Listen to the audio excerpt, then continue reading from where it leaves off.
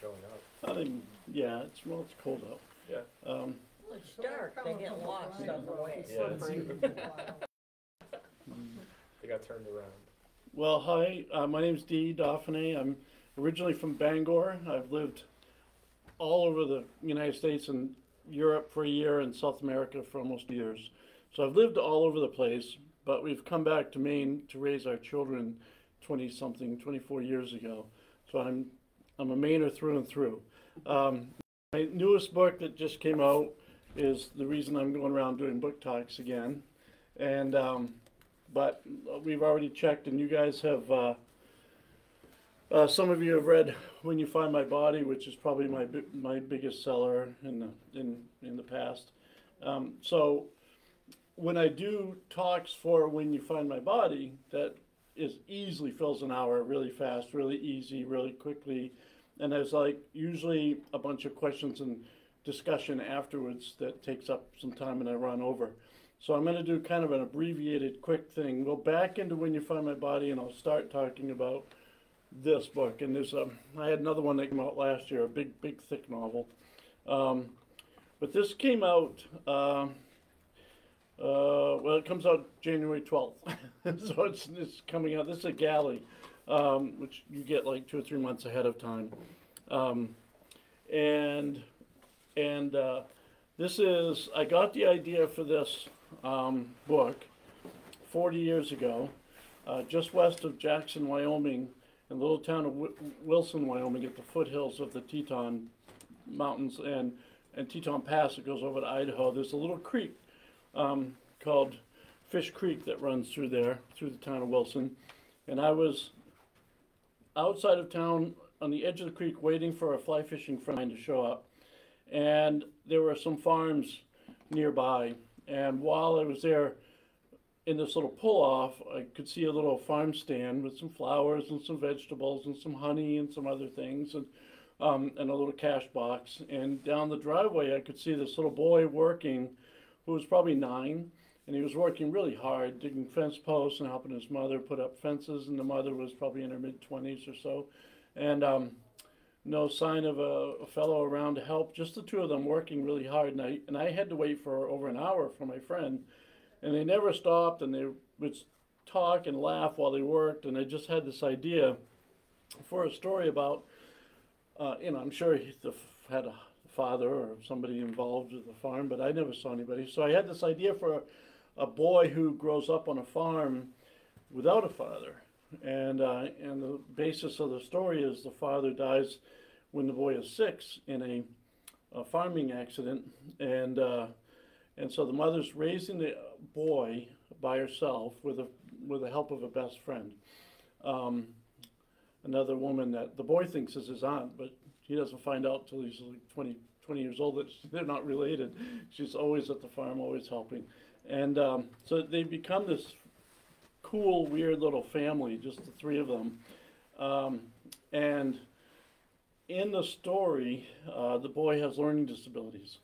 So the mother has to keep a farm afloat, work part-time, raise the boy essentially by herself, and try to help him the best she can where he has learning disabilities.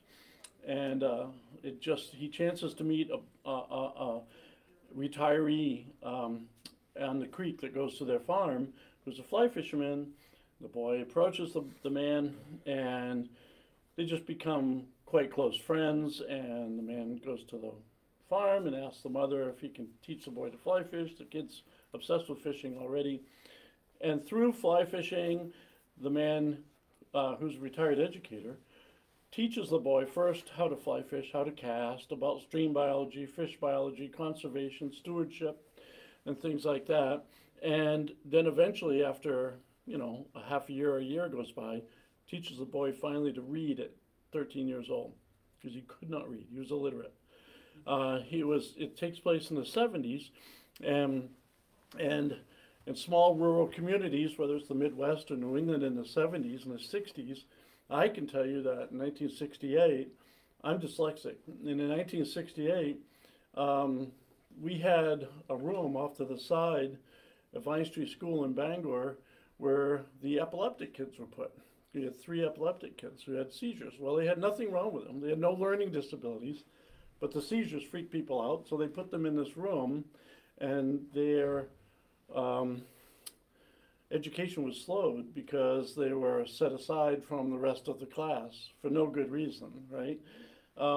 And because I was dyslexic, they wanted to put me in there with them, which was fine because there were 3 great kids.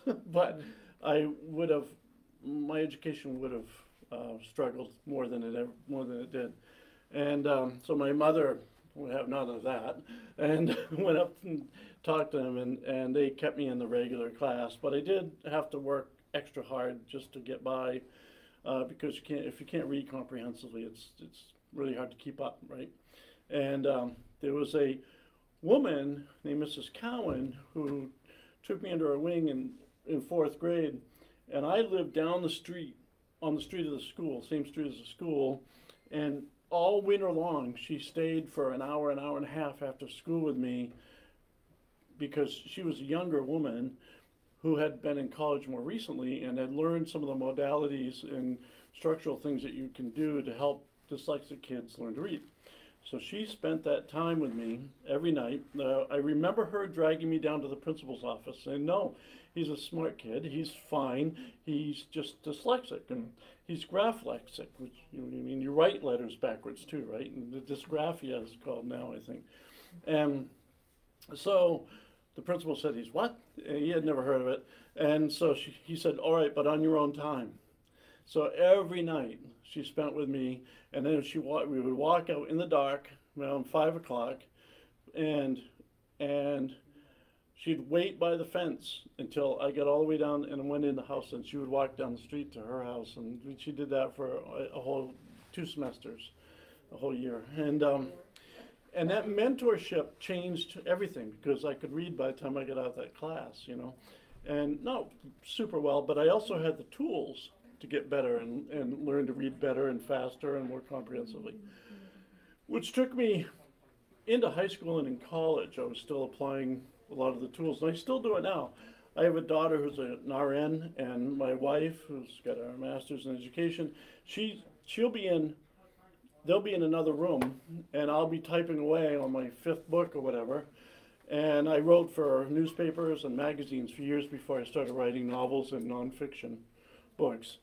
And I'll say, "How do you spell that?" And they used to laugh, and they'd go, "THAT." And I say, "All right." As soon as I heard it, the letters went, because it would always be TTAH or THAT, whatever. And as soon as I hear it, they would write themselves. And so they're used to that. And it used to be a joke in the house early on, but now it's just, they do it matter-of-factly. And so the idea of mentorship, and a book about stewardship, and a book about the value of mentorship, how it can change people's lives, the healing powers of fly fishing, basically the out of doors, the healing powers of the out of doors, the power of human connection, all that stuff is in this little book of 204 pages. So that's why I wrote this book. I'm a horrible artist, but I did put illustrations in here of some of the bugs and things that they were talking about. Those are very good, by the way. Well, they're not very good. There's a salmon. I think they are. Well, thanks. But it's mostly just for fun, right, mayflies. And they build a log cabin, the 2 of them together. Mm-hmm.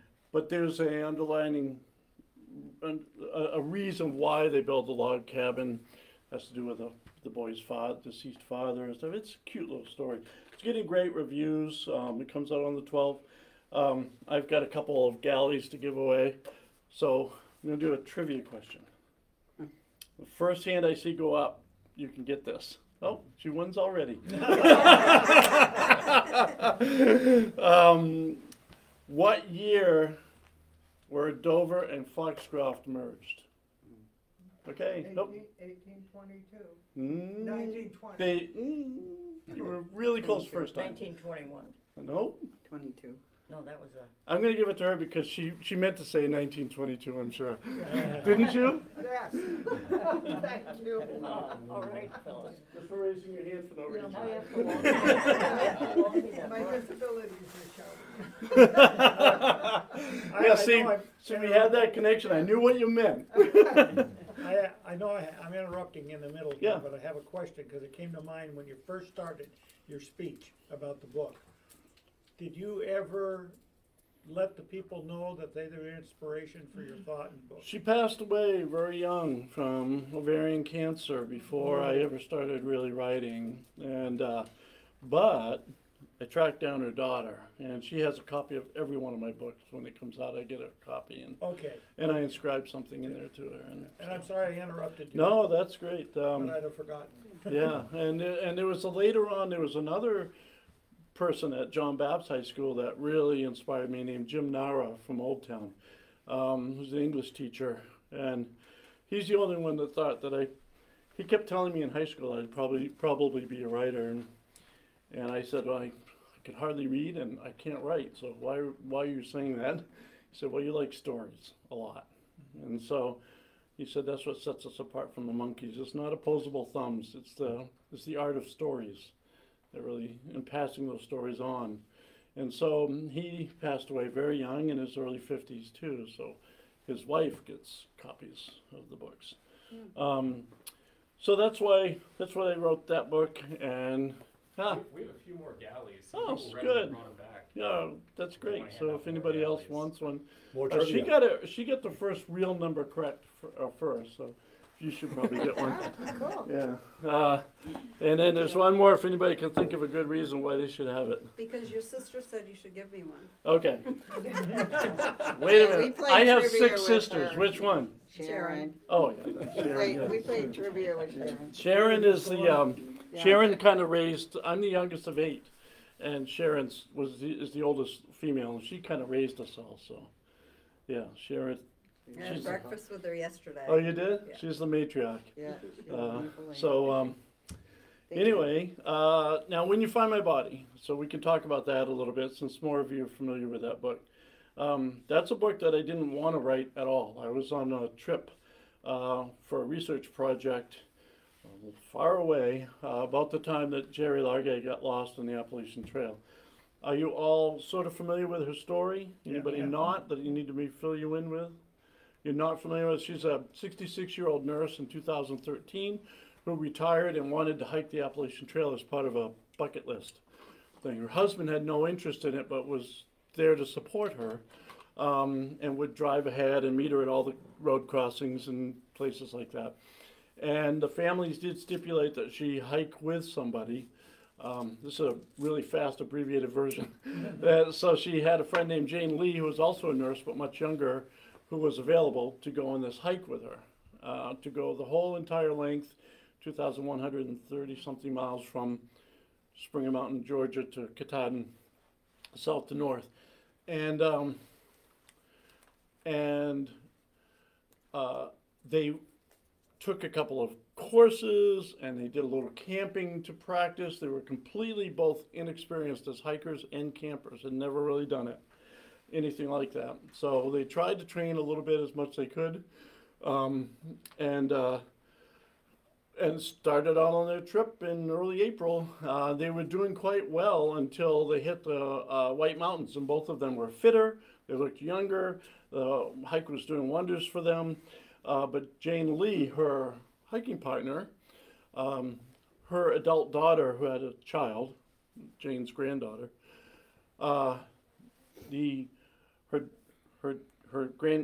Jane Lee's daughter fell and broke her ankle and needed help with the child. So she had to leave the hike. And so the family got together by phone and you know, Jerry kept saying, I'm doing this. I can do this. I'm fine. I've done well. I've learned how it works. I'm gotten fit. I think I can do this. So she did have back problems, and some soreness with that. And so she could only carry comfortably like 20 pounds at most. and usually much, much less than that. And so that's why George was going ahead, her husband, and finding hostels, finding places for them to camp and things, and cheap hotels and along the way, and would ferry them from the trail crossing to get places to stay, so that she didn't have to carry a tent and sleeping bag and all those things, right? And occasionally when she had to stay in shelters, she would carry a lightweight sleeping bag, but that was it, and a pad. But she didn't really carry meals and stove and fuel and all that stuff. So they all agreed that she would continue on.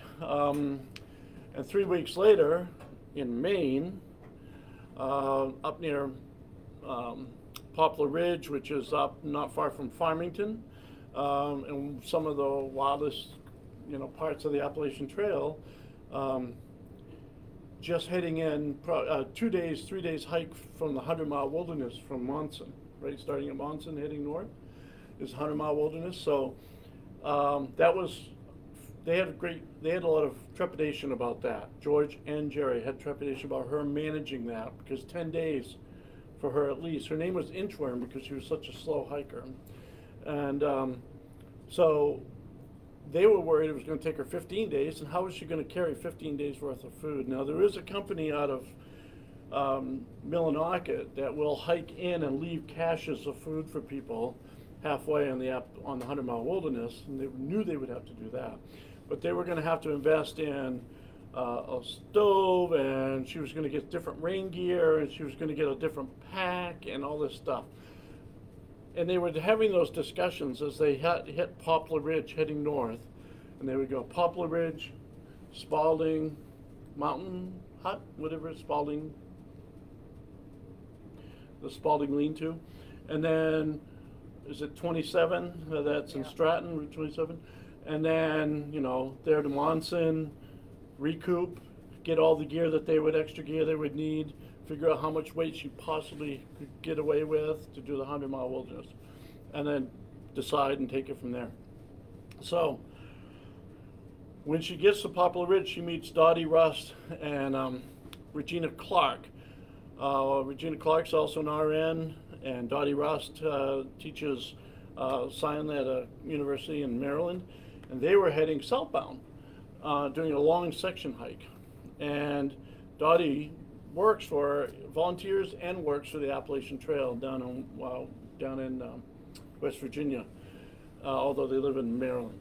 So they met and they talked into the night, and they talked about this, and they talked about medicine, and they talked about how medicine's becoming more big business and all this stuff, and they were lamenting and how Jerry had retired and Regina couldn't wait to retire and all this stuff. In the morning, they get up, and Jerry get up first, and she's getting ready, and she puts her pack on. She's got a red jacket, and she snaps a buckle, and Dottie takes a picture of her and says, "Oh my gosh, this is going to make a great Christmas card for you. I'll send it to you." And she said, when I get older, and Dottie's like 62, and Dottie says, when I get old, I want to be just like Inchworm, and takes a picture, and Jerry laughs, right? That's the last photo, that's the last human voice that Jerry heard on Earth. That's the last photo that was ever taken of her. Jerry didn't remark in any of her journals that she would hear anybody in the distance, even though she was only about 3,200 feet from the Appalachian Trail where she passed away. But after she crossed Orpington Stream going north between Poplar Ridge and Spalding Shelter, across Orpington Stream, a lot of people take a break there, and she hiked in. Doug was my research. This is Doug Comstock, by the way. If you read the book, he's all through the book. That's the Doug in the book. And how far would you say that is up where she left the trail to use the bathroom? Well, straight was, as you said, 3,000 feet, but no, I mean from Orpington Stream to where she left, where the Sluice Brook crosses. It crosses. Yeah, Sluice was Brook. it 0.8? Yeah, I think it was 3/4. I'm gonna guess 3/4 or just under 3/4 of a mile would be my guess. But anyway, she went in there and went west off into the trees a little bit to use the bathroom. She did. She lost sight of the Appalachian Trail to do that.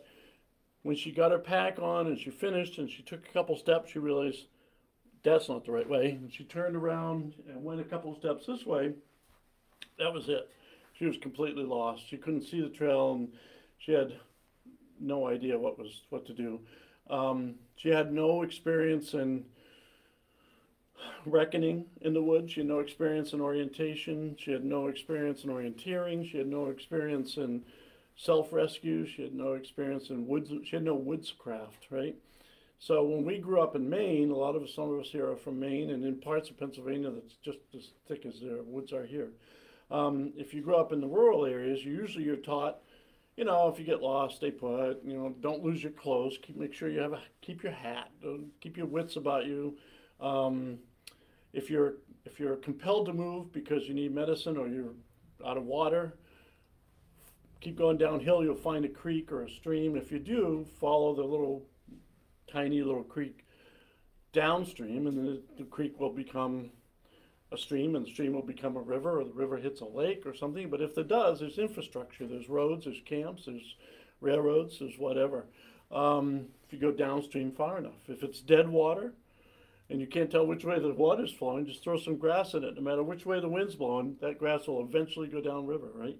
So, you know, little things like that we're all told as little kids, and she had none of that. She was from Nashville. She grew up in Tampa and then Nashville, big cities, right? So she didn't have any of this knowledge or experience. So she sort of panicked by the end of the first day. She started going uphill as fast as she could and as hard as she could to try to find cell service, because that was the lifeline on the Appalachian Trail, and it still is today. If you ask anybody on the Appalachian Trail, they said, oh, you don't need a map, you don't need compass, you don't need any, the trail's so well marked. Use gut hooks, use some of these apps, the GPS apps. The problem is, you can fall and break your cell phone. You can fall and break your charger. You can have no reception. You can have no satellite service. There's all kinds of things that can go wrong with just relying first on technology, right? And second on woodscraft or map and compass.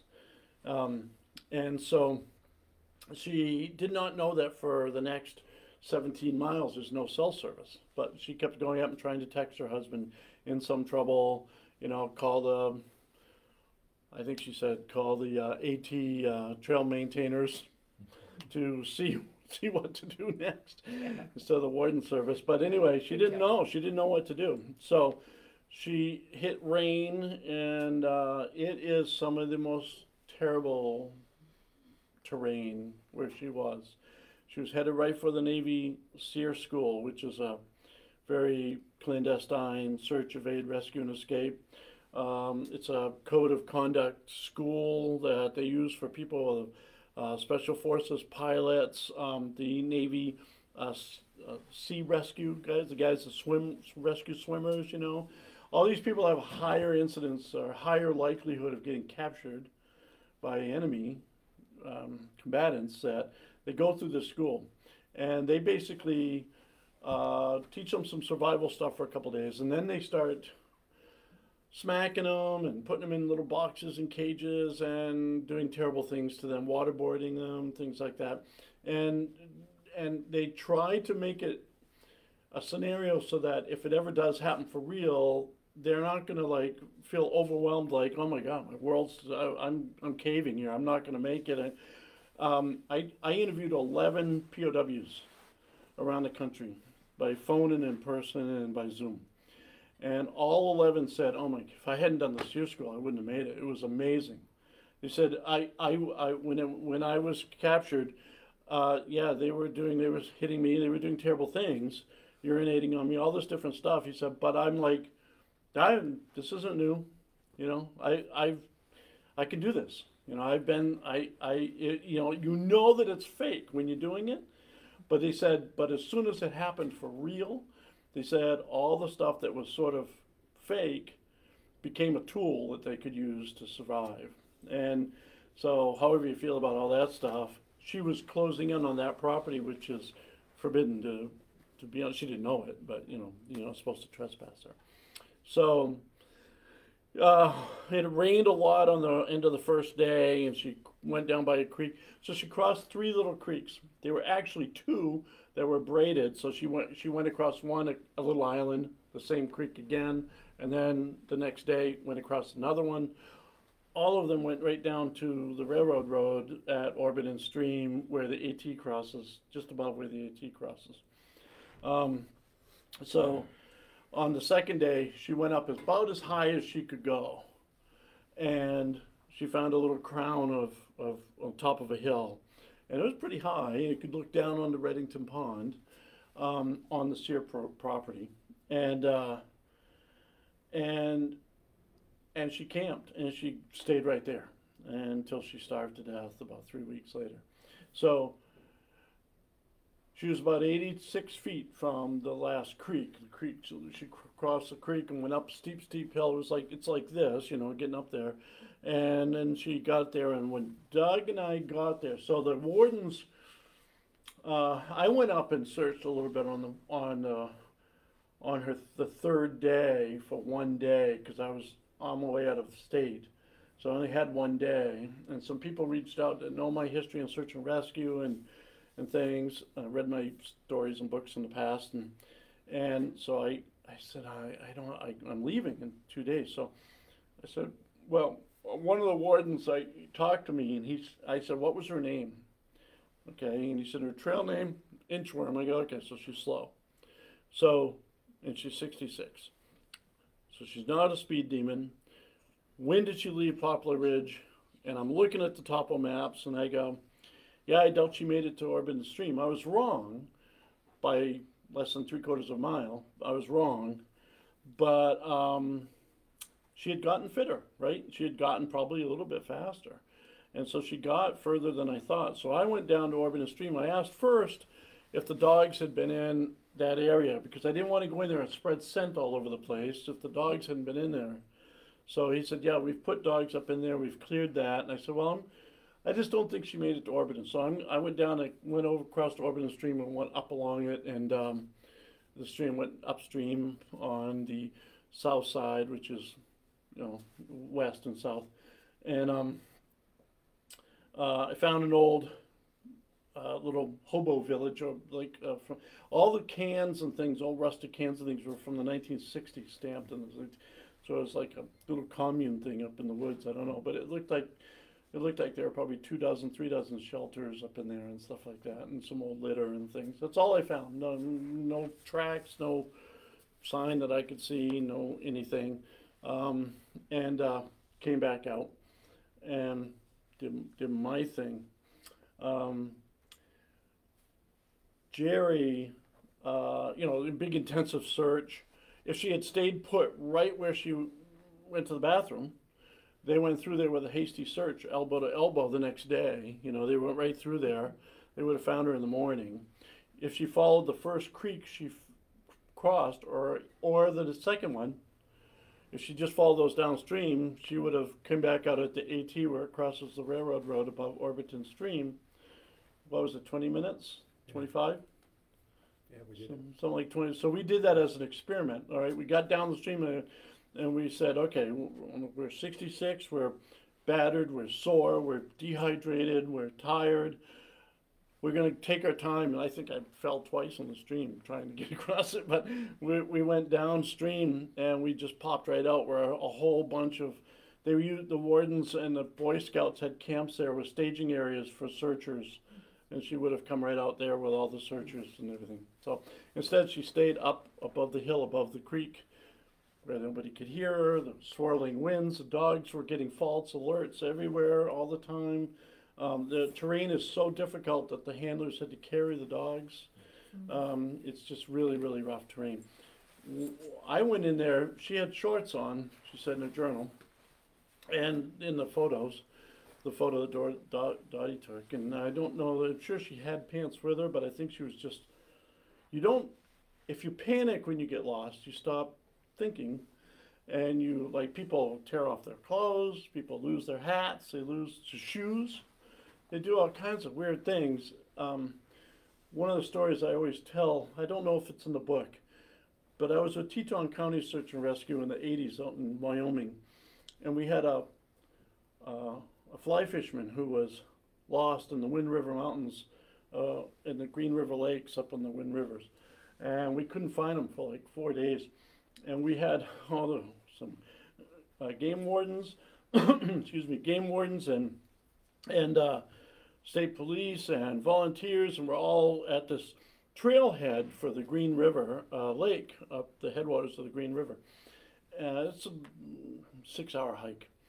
And while we were sitting there talking, I'm looking, and there's 2 young guys, fit, strapping guys coming down out of a different trail. And they come out and they go, "What's going on?" And they said, "Oh, got a lost fisherman up there." And the other guy, one guy whacks his friend on the shoulder, and they look at each other and goes, "Yeah, we saw him." They said, "What?"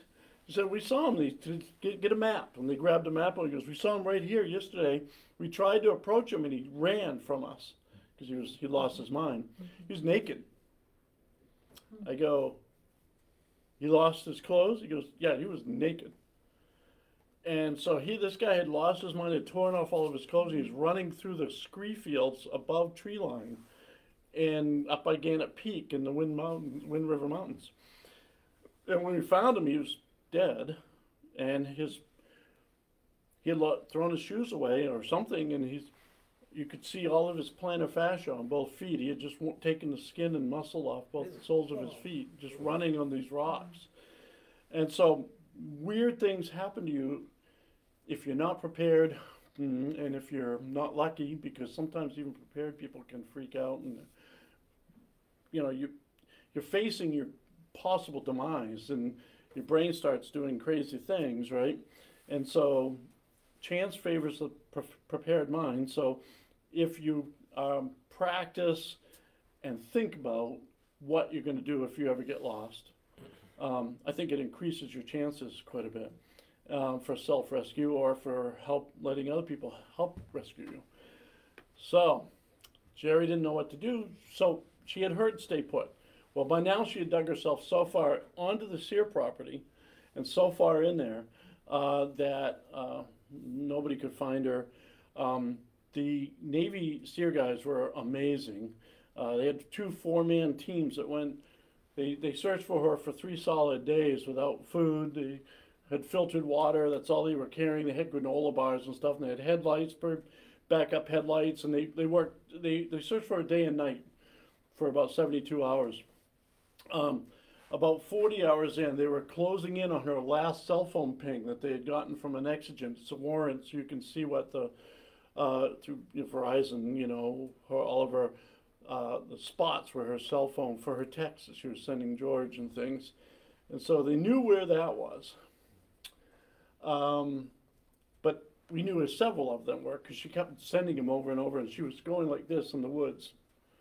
So it just made it very steep. The hills are like this, right? She was climbing up and then back down and sliding down and climbing up more hills. And so when they were closing in about 600 meters, was it, did Jenna say, onto her site, and they were closing in on that last ping, that's where she was. They had a sat phone with them connected to the base, the Sear base, Navy Sear base further west. The wardens had got a tip from the hotel in Stratton saying somebody here said they saw Jerry at the Spalding Mountain hut, the lean-to. So they called the Sear program. The Sear program called the sat phone, said she's been spotted at Spalding, so beat it over that way. So they took her compass readings because the GPS wasn't. I used a GPS the first time we went in there, and we ended up using the compass because the canopy was so bad that I couldn't get any satellites. So they took a compass reading and they beat it back to the Appalachian Trail and then went up to Spalding. But it was a bad tip. She was not seen at Spalding, and it was a 4th person. You know how things get jumbled, and so it was a bad tip. So it pulled them off their triangulation on her ping where she was sitting on top of the hill. So now she's stuck on the hill. They've got she can't get a fire going. She had a little piece of mylar space blanket thing. She kind of sling that over a little alder, but she was camped under a bunch of poplar trees and some fir trees and a big cedar tree, and she built up a little platform of sticks that then she could put her little one-person tent on to keep it out of the wet ground. She had with her some grapes and some crackers, and it lasted a few days, and she was consuming about 40 calories a day for the first 3 or 4 or 5 days, and you know, it's just very sad, because if she'd walked down the 86 feet to the stream and gone downstream, she'd have been in 20 minutes, she'd have been out where all the wardens were, and the Boy Scouts had volunteers, and they had camps set up there on the railroad road, the old, which is like an ATV trail now. And when I found out it was on the Sear property, I have some connections with the Navy, it just happens. And so I used those connections, and you know, no journalists are allowed on the Sear property, and it's very hush-hush and all this stuff. But I ended up going in and having a meeting with the commander of the Sear program, a Navy commander, who couldn't have been more gracious and polite and helpful, and got me in touch with some of the guys that were on those 2 4-man teams that got closest to her while she was alive. And they really are struggling. One of the team leaders was Dennis Haug, who's in the book quite a bit, and he's become a friend of ours. And Dennis, when I first met him at a Cracker Barrel down in South Portland, and we talked about it, and he was crying in the Cracker Barrel. He said, you know, in the Navy we don't leave anybody behind, and we feel like we left her behind. She's a, you know, just whatever, a man left behind. I don't know what pronouns, but that's how we've thought of her, and so it's really difficult for all of us. And he still cries when we do talks, and he starts talking about it, and it's just really hard for him. And I said to him when I left, I go, now I know you know where she is, where she was. You know, you've got all the information from the Navy.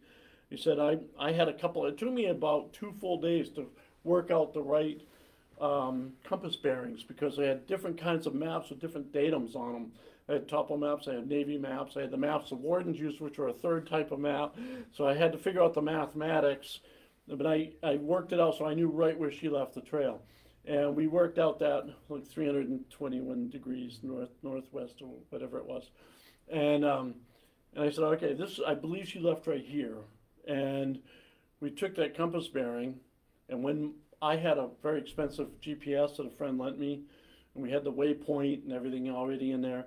We started out, Doug used the compass, and we had a map, and because I'm old school, but I used the GPS. The GPS worked for like 20 minutes, 15 minutes, 20 minutes, and I just couldn't get it to. Always intermittent. Yeah, it was just never. I said, screw this thing, it's no good. So I put it in my pack. We used the compass, and we walked right to her spot with that compass bearing. So we got to the top. Doug, I had already done a fair amount of research. How am I doing for time? Oh, you're good. And when we got to the top, the wardens and the family had gone in about 10 or 15 days after the site had been all cleaned up, right? Because, you know, she'd been there for 2 years in a falling down tent. And they had put a cross in there to mark the spot so that the grandchildren someday might be able to go in and see where their grandmother was, and how brave she was, which I think she was, because she wrote beautiful, eloquent things in her journals. She wrote things with such grace and class. I don't think I could have, but she did, and I kind of earned a lot of respect from me for that. You know, that she faced her demise with such fortitude, I think. So Doug kind of backed off and kind of gave me a minute there.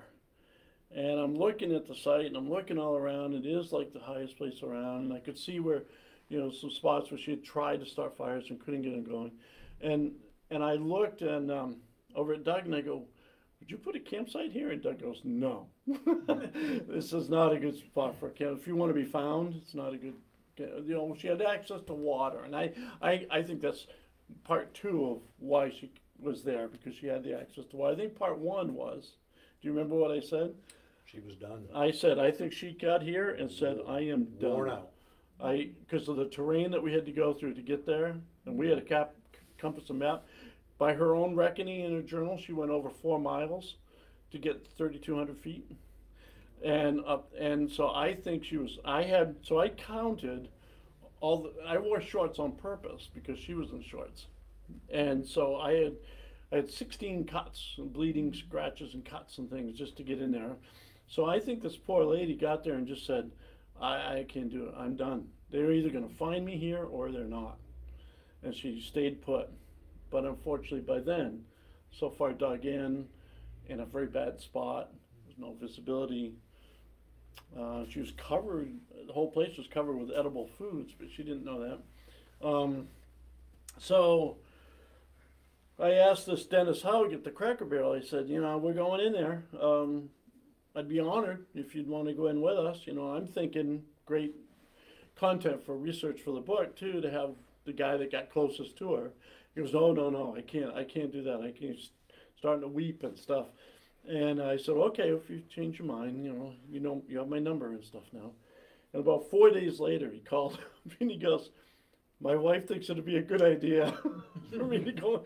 So I go, okay. And so the three of us went in, and the first thing he did, we gave him a minute, like Doug gave me a minute. We backed off and gave him a minute. And there's a picture in the book of that moment when he's standing there and he's got his hiking poles and he's looking down at where her little platform for her tent was.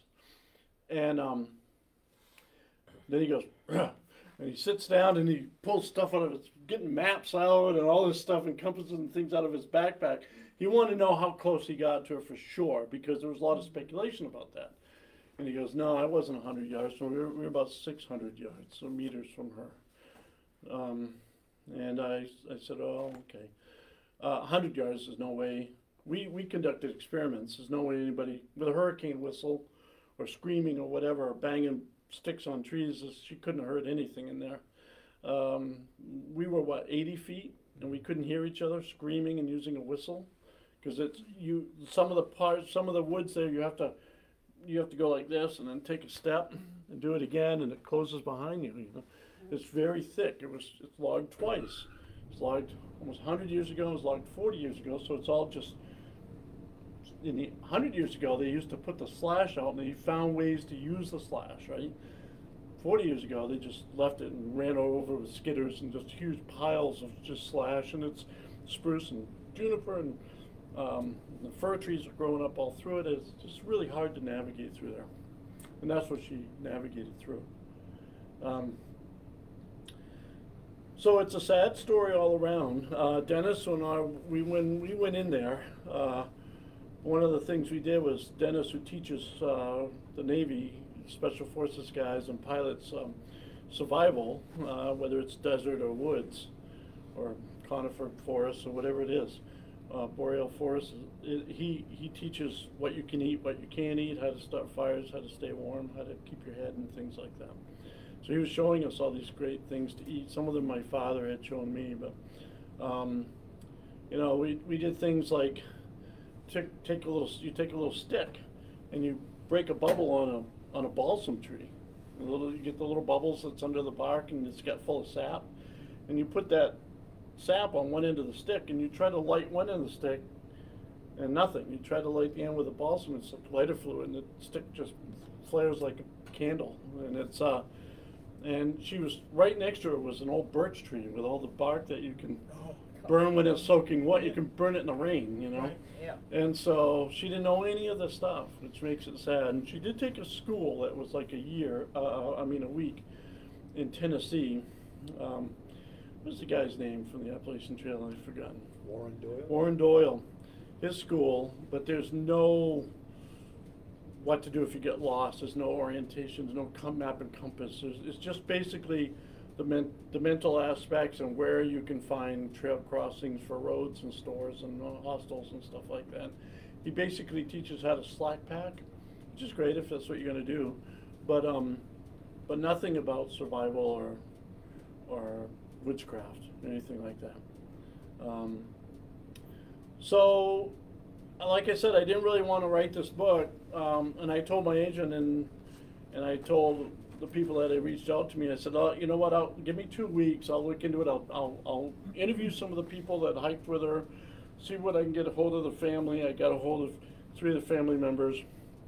I got a hold of 4 amazing people that spent a lot of time with her, that had a great connection with her on the trail.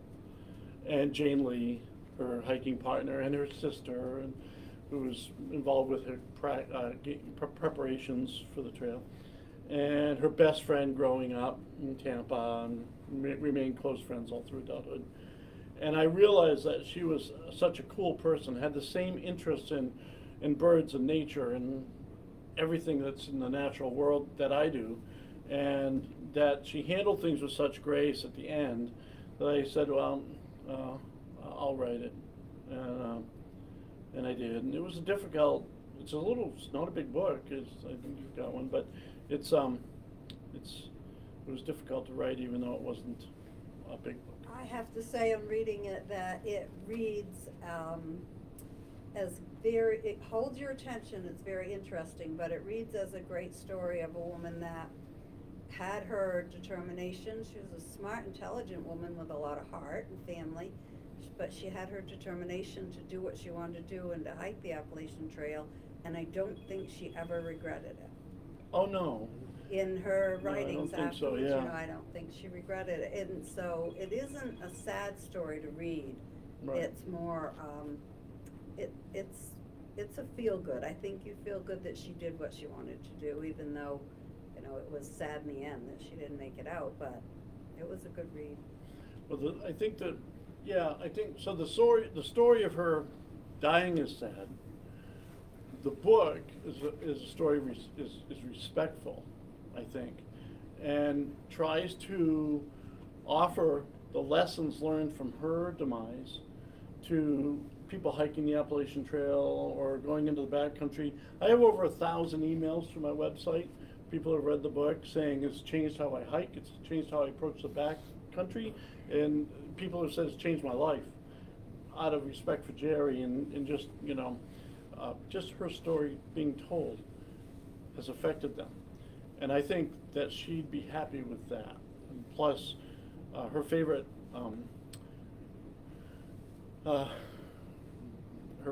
charity, or not really charity, but organization was the Nature Conservancy. So we donate a portion of the proceeds from the book to the Nature Conservancy in her name every year.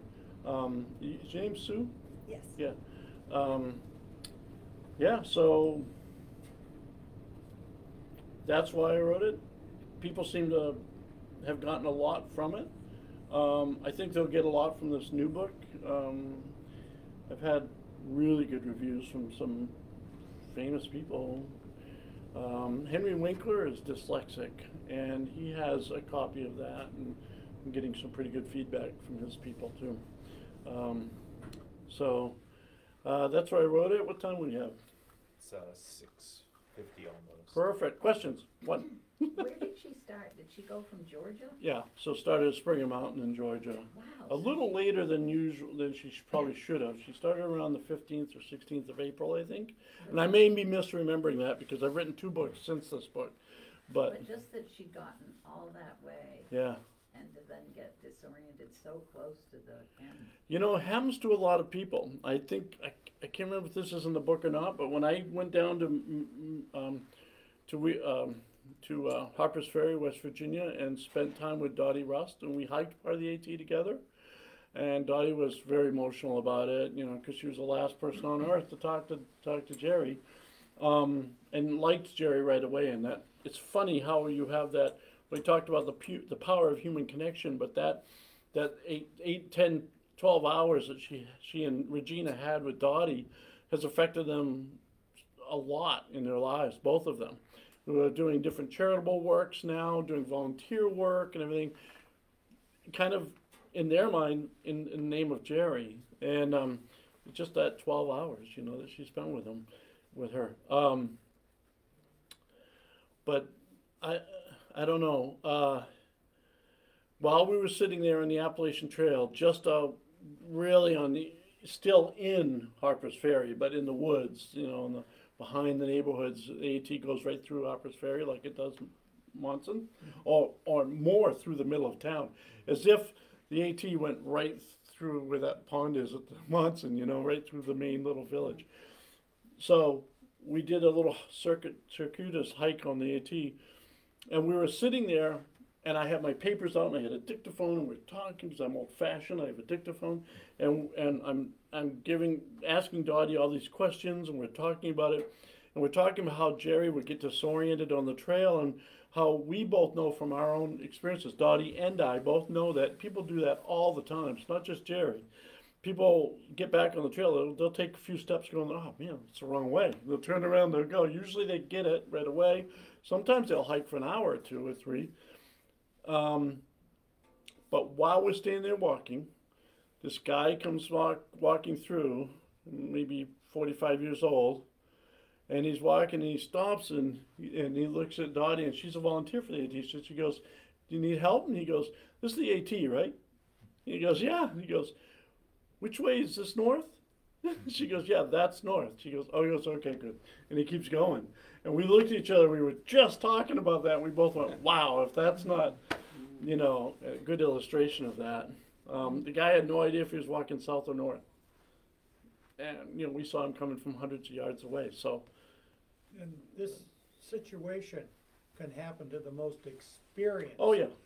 A friend of ours from this area is a long distance hiker, and he got lost on the It was on the Continental Trip. Oh, Divide yeah, Trail. yeah. He put his pack down that had one of those satellite things, and he went to look over a view Mm-hmm. and take some pictures. He never found his pack. He never found his way, but he did use the stuff that you're talking about. And how many days was he? 4 or 5 days. Mm. He was just about dead when he got out to a road. Yeah. Yeah, it can happen. My father, who was a great woodsman, he was a sapper and a scout in World War II, and as a hunter and a fisherman and locally, and he said that if a guy is a real, you know, like woodsman and does a lot of hunting and fishing and stuff, and says he's never gotten turned around the woods, he's a liar. Yeah. He said because he's either really not a fisherman or a woodsman, or he's lying about never getting turned around. Right. Because it's just impossible not to. I don't know how many times I've done it. I was lost for 2.5 days out in Bridger Teton National Forest, and I was very experienced search and rescue. I was a mountaineering guide, search and rescue guy. You got to imagine I was thinner and I had a lot of beautiful hair back then, and but the point is, it was exhilarating because I knew what to do and what not to do, and all the stuff like paychecks and electric bills and all this stuff floated away. It was all about survival for a few days, and it was a rudimentary, not a cleanse, but it just, I don't know, I kind of dug it. It felt great. And I came out, you know, pretty close to where I thought I was going to from Dead Red. I had a compass. So I got out okay. I knew that with a compass I'd eventually hit something, because I knew there were 2 roads, north and west and east and north and south, that converged. And I knew if I headed northeast, I was going to hit one of these roads. And so, you know, how lost was I? If I knew where the roads were and I had a compass, not very lost. But I would have gotten so turned around that I took a real long way out. I had 60 miles that I walked, you know, in 3.5 days. So, but it was easy walking to the west. It's pretty easy walking. So I'll leave you with a thought. You know, I've given lots of talks over the last few years about this, and big university, like I was telling John, I've had 100 people show up, and I've had 1 person show up, and everything in between. And I would talk to them about reliance on technology in the woods and all the things that can go wrong with that. And that basic woodscraft and preparedness and then map and compass is so important. And I would give it, one of the things I did in my research is I went up to A-Ball Bridge, and I sat there at Golden Road where the AT comes out at A-Ball, and I had a table set up and a nice comfortable chair and cooler, and I did some trail mat angel stuff, you know, and they would come out. Of course, they're going to lunch right down the road from where the trail comes out on the road, but they all popped out, and that's the northern end of the 100-mile wilderness. And so I asked them, each one of them, I said, do you carry a compass? And 70-something%, I don't remember exact numbers, do not. And still at the end, about 70-something% said it's not necessary. And one guy comes out and he goes, oh man. I said, well, how was it? You know, he said, well, they're cutting in there. About 20 miles in, they're cutting. They come up from the south and they've got skidders, and the trail was completely obliterated, and it took me a day of walking around just to find the trail again. And I go, but you don't have a compass. And he goes, oh no, you don't need a compass. I said, when you were coming up, now Doug and I had gone in the year before and put a really pretty picture of Jerry at Poplar Ridge and screwed it in where it's not real obvious, but in the corner, where it wouldn't be obtrusive to anybody, of Dottie's picture of Jerry when she left Poplar Ridge in 2013. And I said, he goes, no, you don't need a compass. No, and I just figured it out. And I go, when you came up through, did you stop? Did you spend the night at Poplar? And he goes, yeah, I did. And I said, did you see the picture of Jerry on the wall? And he goes, oh yeah, that's sad. I said, but you don't have a compass. He goes, no, you don't need a compass. And I'm like, it just didn't get through to him. So, you know, I gave one talk, and I don't remember where it was, and there were a lot of people, and there were some young folks in the back, and I said, and I talked about technology, and, well, you know, but you can break your cell phone, and you can do all these, you can fall and, you know, smash it, or you could just die, or you can just not have service.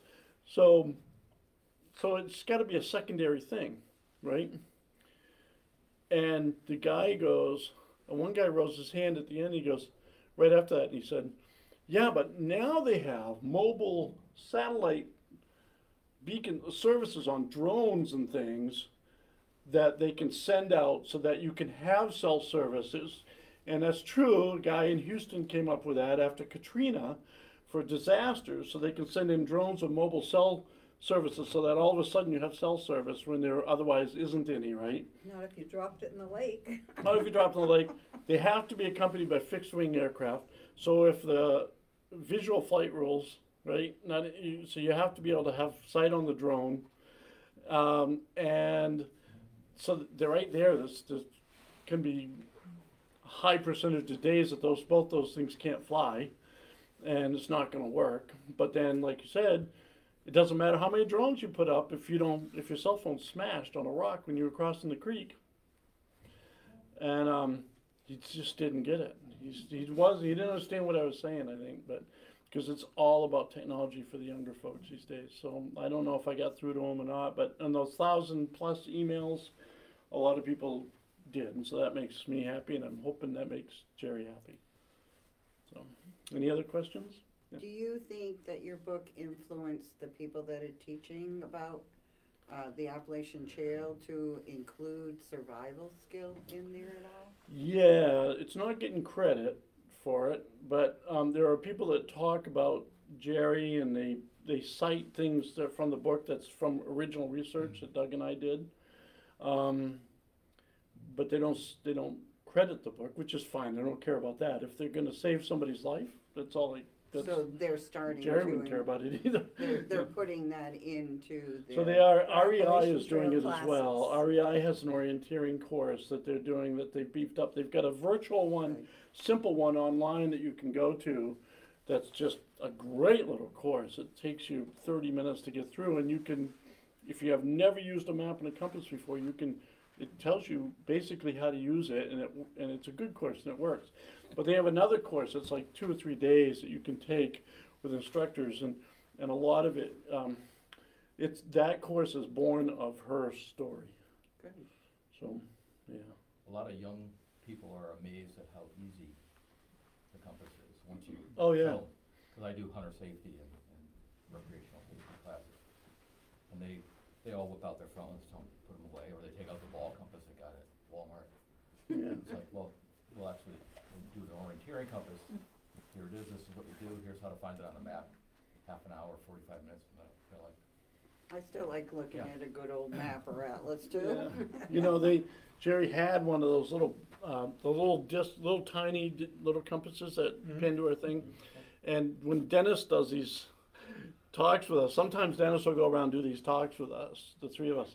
And they're actually called butt compasses, but people don't realize that you have to hold them like this, and you have to put the compass in here, and your fingers become the needle, right? And it's a World War I and World War II compass. And he loves to tell the story how they're called butt compasses because the British pilots and paratroopers would hide them in case they were captured upon landing. Well, butt compasses, that's as far as I'll go with that. But when he's talking about this, the first time he did it, I'm like listening, and he's explaining it, and everybody's giggling at it, and I go, so you don't want to get used ones. You want to get used ones. He goes, shut up. But yeah, that compass is useless in the best of hands. If you don't, even if you know how to use it, the longer the needle on a compass, the more accurate it is, right? Your declination and everything. So that little thing with the needle that's that long, and if you don't, it's a different modality for using it than all the other compasses. So that was useless. She tried to learn how to use it without any paperwork or anything, just trying to figure it out, but she didn't know this part. So she's holding this little butt compass, and it's just going like this. And it's no good. And in her journal, she talked about trying to learn it, and she couldn't figure it out. But if she had taken an REI course on orienteering, she'd have known if she had a real compass, which would have weighed a couple ounces. Now, she did have one of those GPS satellite tracking units that you buy at REI for $150, and then you subscribe for the 3 months you're going to be on the AT or whatever. Spot. Yeah. So she had the Spot 2, the Spot 1 and Spot 2, and everybody on the AT said, oh, you don't need that, you don't need that. It's just added 4 ounces, 5 ounces, you don't need to add it in your pack. So they left it in the car because everybody had pontificated about it, that it's just a waste of extra weight. Now, there was a young woman, she's a very kind of laconic, taciturn lady, Ivanovich in the book, the trail name. I've forgotten her name. She's from British Columbia, and she hiked with Jerry for a couple of days. She didn't say much, but she saw the spot, and she had hiked for a couple of days, and I don't know if Jerry got turned around once or so, but at some point she talked to George and Jerry and said, let me show you how to set this up. I think you should carry this. That was 3 days before she got lost. And they said, no, everybody says we don't need it. So, unfortunately, so that's the, I don't know if you have any other questions. George, unfortunately, got pancreatic cancer a little over a year after her body was found. So 3 years after she went missing and passed away a year ago, October. It's a sad story, but I think there's some good lessons that were taken from it, from those of us old enough to understand the lessons and heed them. Yeah, that's the key. Yeah, the young Understand people, the it's lessons, because it's all a about beautiful technology. story, sad but beautiful story. Mm. But there's lessons to be learned. What could we have done better? It's kind of like when there's a plane crash, all of the government agencies go out to find the truth as to why the plane crashed, so that we don't have to do it again. Yeah. And stuff like this. Well, last year, 2 people died on the Pacific Crest Trail, 2 people died on the Continental Divide Trail, relying on technology. Young people. They passed away. So it's still happening. And when I give these talks in spring, summer, and fall, I say, someone today got turned around on the Appalachian Trail, because it happens every day, all up and down the trail. And, it's better to be prepared if you can do it. But I have all kinds of other books. Look them up, enjoy them, have fun. I think you're gonna like those. It's a nice little book, the Sage of Dibbin Creek. There's a lot of. I grew up with all very powerful women in my family. I grew up with 6 older sisters. Oh, I My know. father, my father was away at work a lot. It was just me. We had 1 bathroom, so my whole sophomore year of high school, I don't think I saw the inside of that bathroom with 5 teenage girls in the house. But we had a woods out behind the barn.